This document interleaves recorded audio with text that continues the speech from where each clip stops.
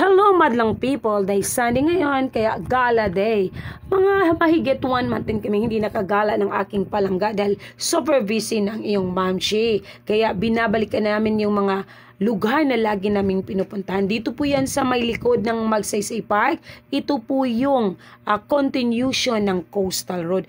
Ay, pag matapos ito talagang future tourist spot ito. At isa ito sa mga improvement dito po sa Davao City. Kaya samahan nyo kami ni Dorong na ating tuklasin. Ayan po guys. Mukhang high tide ngayon. Okay, titingnan natin. So, papunta na tayo doon. Banda doon. Okay, malapit na kami doon. Magandang view doon. Ayan, si Dorong nag-una na. Okay, so napag yung mga balay-balay. Ayan. Taas nga ang water. Okay, tumas. Ay, mga bato-bato. Bato-bato. Sige, sundan mo ako. Oops, bato-bato. Kaya yan. Lakad lang, ganyan lang. Oops. Kopya man ni popcorn. May kamay. Kaya yan. Go. Oops. Kaya.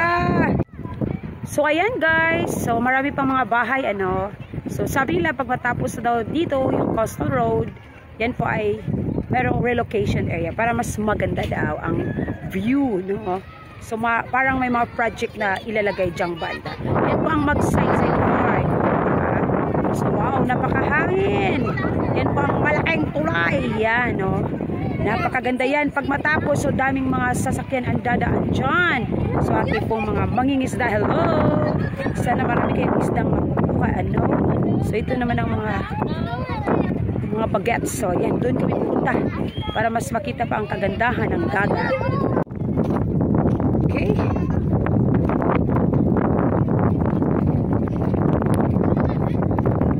Ang grabe. Masarap ng hangin. So, ayan, tingnan natin ang karagatan. Ayan. Guys, dito na kami. Ayan po. Siguro, mga next year, marami na mga paggarang sasakyan na daan. Sabi nga nila, ito daw ay merong project dyan. Para mas maganda tingnan yung mga bahay dyan. Relocation daw yan. Ayan. Napakalawak ng karagatan.